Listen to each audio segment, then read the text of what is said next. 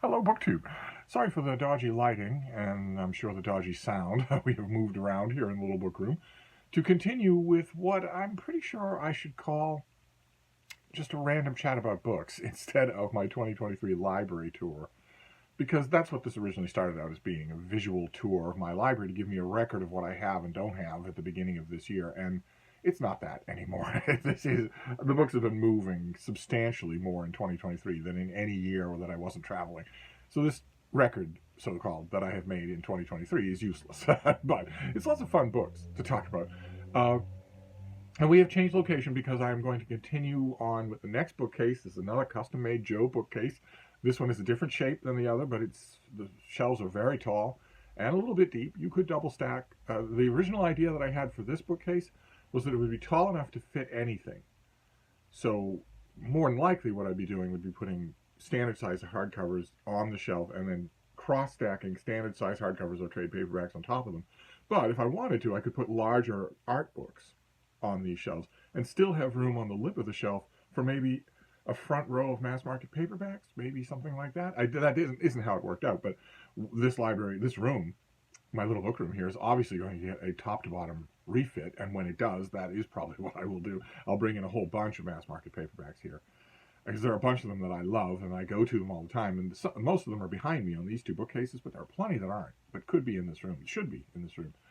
So we're going to move on to this top shelf. I'll be reaching out of the frame, and we need our ergonomics right. We need a place to put these things. So the first volume looks very old. Oh, it is very old. Okay. Oh my. All right. This has been cut apart and rebound, reclothed for somebody's library. When did you come out? 1851. This is the complete poetical works of John Dryden. Spine's not going to tell you much, but let's go to the frontispiece. We have the portrait, protected by an onion skin page. We have, there we go. How lovely. And this is, somebody has redone this for the library, and this has the double columns and whatnot. And this has apparently everything. It says that it has everything. I have other Dryden volumes. This one, I don't know who put this covering on it, but it's very loose. It's too big for the book, and it's not anchored properly, so I would probably put either a different covering on this myself or just get rid of the covering altogether. The covering in this case is going to annoy me. And an 1851 book can't really expect to live much longer. It's certainly not when it's in my collection. Then we have two other Transwise books that are not old. Oh, all right. Well, this is The Legion of Superheroes, 1,050 years in the future. There's a Mike Grell cover with those weird 70s costumes that he created. This is the Legion of Superheroes. My beloved Legion of Superheroes. A team of muscular teenagers from 1,000 years in the future, gathered from dozens of planets, who've banded together under the leadership of the 20th century hero, Superboy, Clark Kent, when he was a teenager in Smallville, to fight injustice, protect Earth, protect civilized planets, save people from natural and unnatural disasters. The Legions have endless adventures. They were introduced just as a one story in once upon a time for your 10 cents. You got 5 stories in an issue of Adventure Comics, and they were all adventures of Superboy. And Otto Binder used to come up with 10 ideas for Adventures of Superboy before breakfast, which was bourbon. And he came up with one idea about, well, what if a super team of teenagers in the future came back to Smallville in the past to recruit Superboy for their team? And fans loved that idea. Absolutely loved. It's in its most rudimentary form in that first appearance, which I'm assuming is in this volume. Yeah. Well, close enough. Yeah. The first is in this volume. Fans loved it, and they wanted more. And so gradually, over 50 years, a mythology, an elaborate future mythology of the Legion developed. And I was right along from that from the beginning and loved it. Absolutely loved it. And this was once upon a time. I mean, if you watch Michael K. Vaughn's channel, and again, as I mentioned yesterday, if you watch this channel, statistically, you'll almost certainly watch his channel. Although, a number of you comment that you like him more than you like me. Anyway, he's mentioned many times that DC Comics, the producers of Legion of Superheroes and The Adventures of Superboy and whatnot, have a long way to go in their reprint culture. Most of their diehard fans are older and do not buy their weekly comics because they went through a woke period for 5 or 6 or 7 years where they openly hated their fans. That's going to turn away your audience pretty quick, and they're more than likely not going to come back. But they remember loving these things. There's money to be made out of them still if you have a robust reprint culture. And DC has a long way to go, and they're as bad as they are now. They were much worse earlier on when this came out. This came out in the 1990s, I think. When did you first appear? Oh, 2008. 2008. There was hardly any stuff that you could go to for a cheap, affordable reprint. Okay, then we have. Okay, this is another Legion. This is the Legion of Superheroes Before the Darkness, Volume 1. That's one cover, the weirdest one of all, but it's a George Perez cover, and maybe they put that on. That's a Ross Andru cover. Ross Andru did the covers for the Legion at many points. These are largely ridiculous issues, but for a Legion, there's another great Ross Andru cover. Look at that, fantastic. There's Shadowlass and Wildfire, Tyrock. The inner artwork was done in a lot of these issues by fairly pro forma people that really don't have any business doing comic books, but it didn't matter anyway because I absolutely love them. I love any issues of the Legion. This is called Volume 1, and I believe there's been another one that we're probably going to encounter. And what it means here, that this is a dumb title, and this was a dumb choice for cover. Obviously, there are lots of better covers that you could have given for this issue. What it means by Before the Darkness that's not the title of any issue in here. It's a reference to the Great Darkness saga, which is widely regarded as one of the best Legion of Superheroes storylines, and these are the issues, I guess, running up to it. A dumb way to do it. Imagine asking, what was this thing? $50. Imagine asking $50 for something that bills itself as a prelude. And those are the Transwise books. Then we'll get stuff off the front lip of the shelf, including a bobblehead. My surly houseboy gave me a bobblehead of the Predator because he knows how much I love the first movie and especially the second movie, Predator 2. He's in town with a few days to kill. My surly houseboy gave me this, and I think it was because he had noticed that I have other bobbleheads, mostly sent by you. 2 different people sent me 2 different bobbleheads of television, science fiction, archetypal great characters. 2 characters from archetypal science fiction on television that you rightly guessed I would love. One was Mr. Spock, and one was George Reeves' Superman. And I pointed out when I got them that leaves one bobblehead that no one has sent me, the third member of that trinity. Science fiction heroes. Science fiction characters on television from a certain age. Not one of the 3 of them is human. There's one left. I know there must be a bobblehead of him. I know there must be, but no one has seen that. No one has bothered to fill in the rest of the trilogy. There's one figure missing. I know at least one of you will know who that figure is. But anyway, the other thing on the lip here is this old Ballantine box set of Lord of the Rings with the map on there and the map on the other side. This was the trade paperback that I fell in love with Tolkien for this set. Not this particular box. Mine is long since gone to its eternal reward. But it's on this lip of the shelf because that's the thing I love about box sets. You can put them anywhere. There's the One Ring there in the bookmark. Curiously enough, I'm doing a chapter by chapter read along of Lord of the Rings, and I'm not using this volume. I'm using a double of a trade paperback that I discovered I had a double of only because I was doing this library tour. It was just a totally random thing. And then we'll get to the books proper on this top shelf. Oh my. Oh my. I'm looking at it with lovelorn eyes. Okay, well, you knew this when you married me. This is a hardcover collection by Dan Abnett and Andy Lanning. All the artwork by Oliver Coipel. This is Legion Lost. Once again, we have the Legion of Superheroes. You can see there's Shadowlass again. You can see Wildfire again, or a variation of him. There's Chameleon Boy. Doesn't look like the one that we saw on that other cover. This is one particular story. There was one particular Legion storyline where a large chunk of the Legion, believe it or not, that's not the whole team. That's a fourth of the team. The Legion is huge. It befits its name. In order to tell really interesting stories, you almost always have to split them up. You almost always have to get some legionnaires away from the rest of the team. The Great Darkness Saga doesn't do that, but a lot of the really great Legion stories do, and this one does. A core group of legionnaires is apparently lost. They're apparently dead. Their teammates think they're dead, but they aren't. They're on the other side of the universe, and in a totally alien world where they need to figure out what to do, how to get back home, if it's possible to get back home, how much time has passed, anything like that. They are totally outside of anything that they know, and have to rely on each other. And it's wonderful.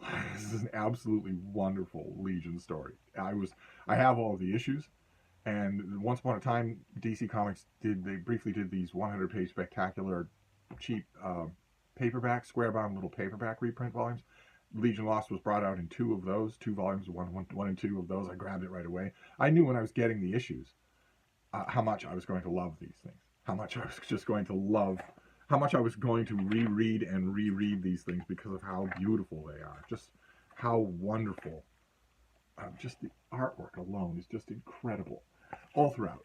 And this took place over the course of a year. Half the story is just episodic adventures, and then Lanning and Coip will tell the real story. Lanning and Abnett and Coip will tell the real story of.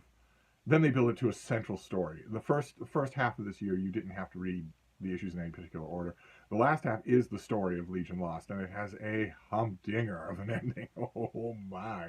You know when you're reading a story like this how it's going to end. You know it's going to end with our teammates getting back home, but how it happened, oh my.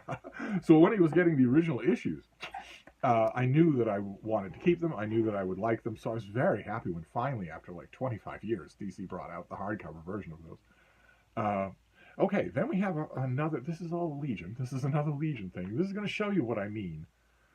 Because here is Superboy in the Legion of Superheroes. This is, again, Mike Grell. This is Superboy in the Legion of Superheroes, Volume 1. With this great spread fold Mike Grell cover. There's Lightning Lad. There's Wildfire again up there. There's Superboy, looking a lot more like Superman. This cover was actually the cover of something that we're going to see again in this room. The DC Comics brought out a bigger, decades and decades and decades ago, they brought out a bigger, oversized issue with this original cover for the wedding of Lightning Lad and Saturn Girl. Which or rather, readers from a small town, Iowa, protested, saying, no, the team should not grow up. They're teenagers. They're not getting married. They're teenagers. The team should not grow up. Just give us adventures forever. Give us adventures for 100 years of these teenagers. Don't ever age them. But anyway, this is Superboy in the Legion of Superheroes. Can I show you my ire? Instead of just, not that you care, not that any of you care. This is the Legion of Superheroes, Volume 1. This is Superboy in the Legion of Superheroes, Volume 1.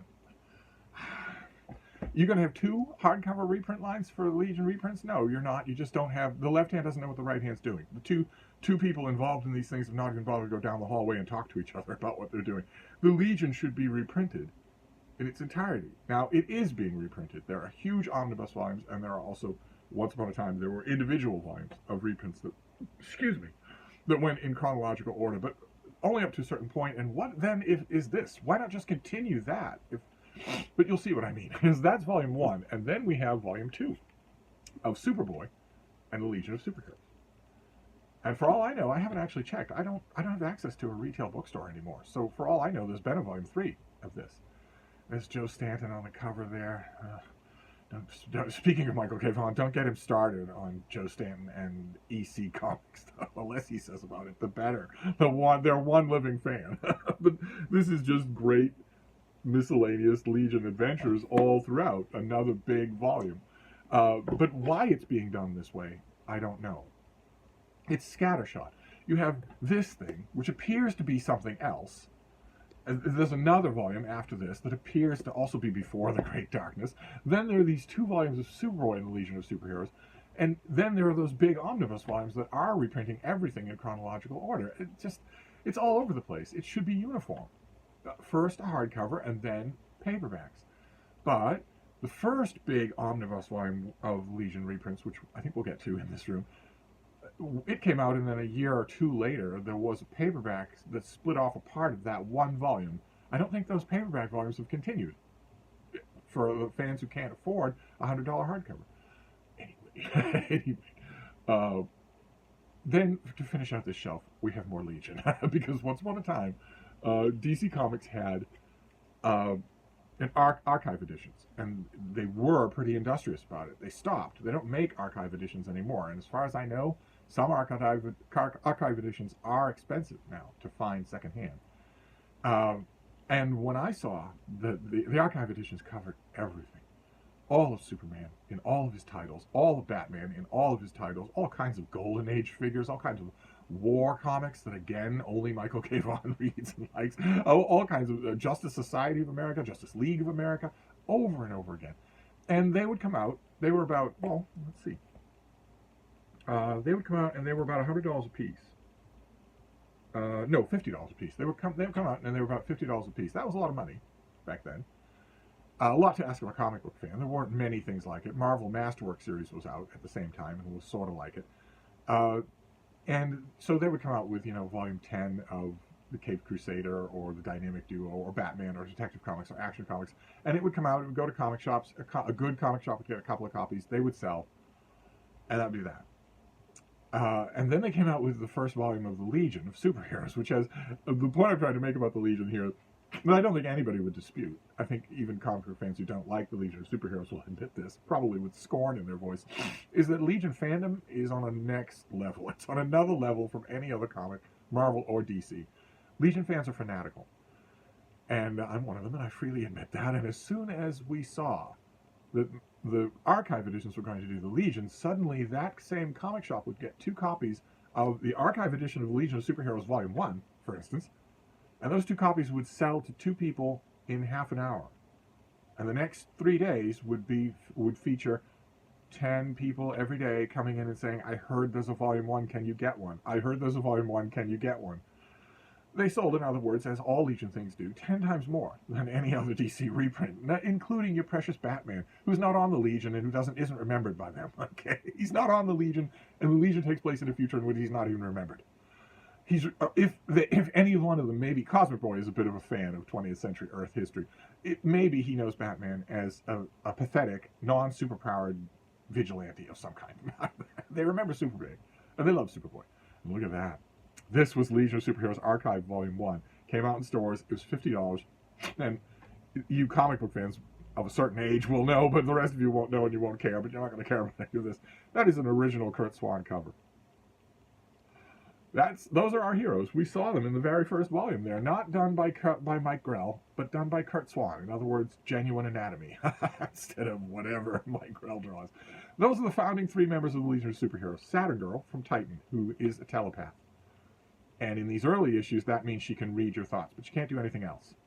Later on, writers started to wonder, okay, well, can you read your thoughts? Can she change your thoughts? Can she hurt your thoughts? And gradually, in the course of the Legion, she gets some of those powers. The ability to hurt your thoughts, to give you a mind bolt, something that will stun you. And also the ability to change your thoughts, to change your memories, which would make her one of the most powerful Legionnaires of them all. We have no idea how strong a telepath she is. Up against Professor X of the X-Men, how would she fare? Is she stronger as a telepath than he is, even as a teenager? She's a teenage girl in these stories. But we know that her telepathy, when it's in the active mode, when it's changing things, works even on Superboy, who is invulnerable. He's a Kryptonian. Back when invulnerability meant something. Back when if you were invulnerable, that meant nothing hurt you. Not that something would have to try really hard, but that nothing hurt you. And if you thought that was an insuperable bar, I cannot tell a dramatic story if I have a character who's that powerful, then maybe you should get out of the job of writing. Okay? Anyway, she's from the Saturn's moon Titan, where all the citizens are telepaths. And she's one of them. This is Garth. This is Lightning Lad. He is from an alien planet. He's human, but he and his siblings, over time it becomes his siblings, are imbued by wild animals with the ability to hurl lightning bolts, to hurl currents of electricity. And this is Cosmic Boy, who's from the planet Brawl, where everybody has limited magnetic abilities, the ability to like Magneto of the X-Men. Keep in mind, these took place before the X-Men, but limited magnetic abilities. And Cosmic Boy and Saturn Girl and Lightning Lad all come to Earth for various reasons. They're not looking to start a superhero team. They come to Earth for various reasons. And in the course of their visit to Earth, they quite accidentally, they rescue R.J. Brand, the richest man in the galaxy. And he likes to cut of their jib. And he thinks maybe you should be a team, and I will finance you. I will build this building here, your clubhouse. I will finance everything that you need. And we will call you the Legion of Superheroes. And they go to the 20th century to induct Superboy. Look at that. Curt Swan artwork. And here are the issues that are reprinted here. These are the old Adventure Comics reprints. And that's volume 1. And then we have volume 2 of the Legions. You can see how big the team is now. And this is, again, a Curt Swan original cover. Just absolutely fantastic. You can see our founding trio there. This cover does not have Superboy. Instead, Curt Swan has decided to include all these other characters. You've got Ultra Boy and Chameleon Boy, Triplicate Lass, and Bouncing Boy, and Brainiac 5 back there with the green skin. You've got all these classic heroes. And once again, you're reprinting classic editions. Then we have Volume 3. And Volume 3 has another original cover, not by Curt Swan. Curt Swan is on these first two because he was an archetypal, an incredibly founding artist for the Legion. But here we have someone else. Look at that. And once again, we have, we don't have Cosmic Boy on this cover, but we have Lightning Lad in a different period costume. We have Saturn Girl, Sun Boy. That is Mon-El, a character who's inducted into the Legion, but he originally appeared as just another tossed off idea for the Adventure Comics for Superboy. And Phantom Girl, who is from an extra-dimensional realm. She comes to our realm, but she retains the ability. She's a transphasic being anyway. Saturn Boy gets his powers from a lab accident. Again, this was before Marvel Comics, but when everybody gets their powers from a lab accident. And Mon-El is from the planet Daxam, which is very much like Krypton, only it didn't explode. Its people have an inherent biological weakness to lead elements in the air, concentrated lead in walls or weapons or whatever. But Brainiac 5, the green-skinned Legionnaire that I showed you, comes up with a serum that cures Mon-El so that he can be a member of the Legion of Superheroes. Brainiac 5 also they also figure out a way to free him from the Phantom Zone, where he's been for 1,000 years, which, even back in the early 1960s, some of us were saying, well, okay, if he was stuck as a ghost for 1,000 years with a bunch of gibbering Kryptonian lunatics and mass murderers, you wouldn't want to let him out in the 30th century. You really wouldn't. He would be insane. But that's the Legion flag that they're flying. That is an original cover. That's Volume 3. Then move on to Volume 4. Here we have another original cover. Not a good one, but still. This shows us, I'm trying not to concentrate on it either, but this shows us Supergirl, who was also inducted. The Legion also went back in time to the 20th century and inducted Supergirl into the Legion of Superheroes. But in a very weird twist that is never really delved into by Legion writers, they get Supergirl from a different time period than Superboy. Supergirl comes to Earth when Superman is a fully grown man living and fighting crime in Metropolis. She comes to Earth as a teenager then. She's not on Earth when Clark Kent is a teenager in Smallville. So they have to go to her later in her life. And occasionally they cross their wires and have the two of them together. And here we have the Moby Dick of space. This is another great collection. That is number 4. And then we have number 5. Here's another great, another original cover. This one is also ugly. And there you have other heroes, not Superboy. That's a Legion of Superheroes character who is a mutant. One of the only times we ever hear that word before Stan Lee goes crazy with it in Marvel Comics. And here we have a Lightning Lad. There he is with Saturn Girl, because they do eventually marry, but he has a metal arm there. For a long time he does. And there we have the issues that are reprinted here. So you know what you're getting. You know what you're getting. You have these back issues. There we have the Super Stalag of Space, which is a great storyline. There we have the original Computo, who is destroying a Legionnaire. He's killing a Legionnaire. That's number 5. Then we'll move on to number 6. Here's another Pretty bad cover.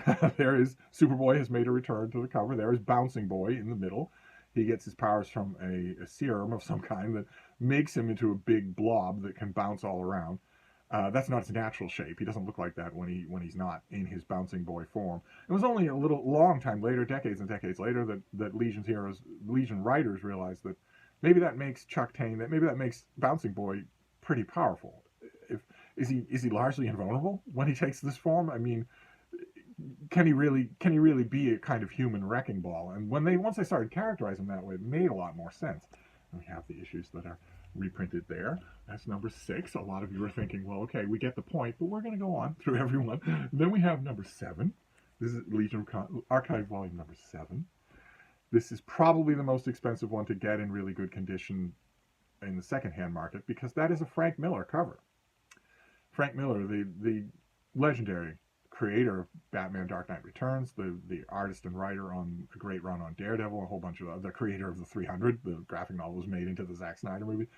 This is the only time he's ever drawn the Legion. He doesn't do any artwork for them ever, but they commissioned him to do a Legion cover, and it's great, absolutely great. It's weird, the anatomy is weird, but it's great. That is fantastic. I can't help but notice here that I have, in a rather embarrassment of riches, 2 copies of number 7. Okay, great. Then we have number 8, another terrible cover. There's the new Legion headquarters. Notice the thing that was yellow with the red flukes is not there anymore. Here we have Superboy and Supergirl. I believe this is Dan Jurgens. Only he could mess up a cover like this. Is that right? I don't know how readily you're going to tell me that, but I think I can probably tell that it's Dan Jurgens, just the cover. No, you don't tell me, but I think I'm probably safe in saying that. So that's number 8. And move on to number 9. Another crappy cover. Anyway, slowly but surely you are getting all of these issues, all the classic Adventure Comics Adventures of the Legion. Slowly you are getting them all. Number 9. Oh, there's number 10. All right, finally a great cover. Dave Cockrum. My, look at that. You can see, again, I resisted it. I wrote in letters, but the Legion is getting older. The members are getting older. I'm not happy about that, but there are our founding members, as always, given places of prominence: Lightning Lad, Saturn Girl, and Cosmic Boy. There's Chameleon Boy again. We have that character right there who's eating something is Tensel Kem. He is Matter Eater Lad. He can eat anything. Led to a number of invidious insults of yours truly back in the day. We will pass over them in silence. Then we have volume number 11, another Dave Cockrum cover from a very recognizable point in Legion history when Mike Grell was doing a lot of the covers. That's a great Nick Cardy cover where another Legionnaire dies in that issue, but which was also weird. The Legionnaires didn't always agree. They came from radically different cultures. It was possible for a Legionnaire to die in the line of duty. There were so many of them that they could die in the line of duty. They even had a cemetery world where they put up, memorial statues to their dead friends. That's volume 11. Don't anybody tell Sue Morrow that I don't have these in numerical order. It drives her absolutely crazy. And then we move on to number 12, which I think is the last one. I think this is the latest one they did. And it has the same cover. Same Mike Grell cover that we've already seen. A little bit better, a little bit, this one is redone and a little exaggerated. This is a little bit better. And that moves us up to here. And I believe it was at volume number 12 that the archive edition of the Legion stopped. With plenty more to go. Plenty. But I think that's when that happened. I think it just stopped there. Let's put all this stuff back up here so that we're not losing track of it. There we go. And look at the time. We went from indulging myself in the Legion of Superheroes, that gets us all the way to 30 minutes. So there's a lot more Legion reprints there. I don't know that they're all in this room, but I love them. I go back to them all the time. These hardcovers serve exactly the purpose for which they were created. They stand up a lot better than my individual issues. They stand up a lot better than that. We have big, fat hardcover Legion omnibus volumes, reprinting everything in a straight line in much less friendly volume. Those are nice, friendly hardcovers. They're relatively light and thin, so if you know exactly what you want to reread, you can pull one down instead of taking something down the size of a Douay Bible. And they've also, the Legion has talked about inconvenient. They've also come out with volumes of the 5 Years Later saga, which is another great era in the Legion of Superheroes. And those volumes are immense. They're like 6 or 7 pounds each. And as far as I know, no paperback, smaller shards of them have ever been issued, which is unbelievable, especially in the case of what DC Comics knows about Legion fans. If they took the first volume of the 5 Years Later saga, in other words, split out 10 issues from that first volume, that volume is like $150, and it weighs 10 pounds. Take the first 10 issues in that volume and reprint them in a trade paperback. Put any kind of artwork that you want on it. Again, you will send 2 copies to a comic shop, and they will sell in an hour. You send 2 more the next hour, those will sell. You send 2 more the next hour, those will sell. Why DC Comics doesn't do that, I don't know. With anybody else, with Jeff Johns' JSA or whatever, the loyal fans of those comics will want them sometimes, and they'll be discriminating. Oh, I like these issues, but not those issues. With the Legion, they'll buy everything. Legion fans will buy everything. Why they don't do it, I have no idea. They do more than anything else, but they don't do enough. Especially since those big hardcover 5 Years Later saga volumes mean that all these things are formatted electronically. There is a template. It would be easy to do. But anyway, that's this installment now. This installment of the Library Tour was rather heavily the Legion of Superheroes. So I feel like I owe you another one for those of you who don't care about the Legion of Superheroes. I don't know what the grok that means, but if you don't care about the Legion of Superheroes, I'm going to do another episode right now so that you can skip this one. If you're watching this one, there'll be another Library Tour episode so that you at least get your Library Tour fix. So I'm going to wrap this up and go straight along.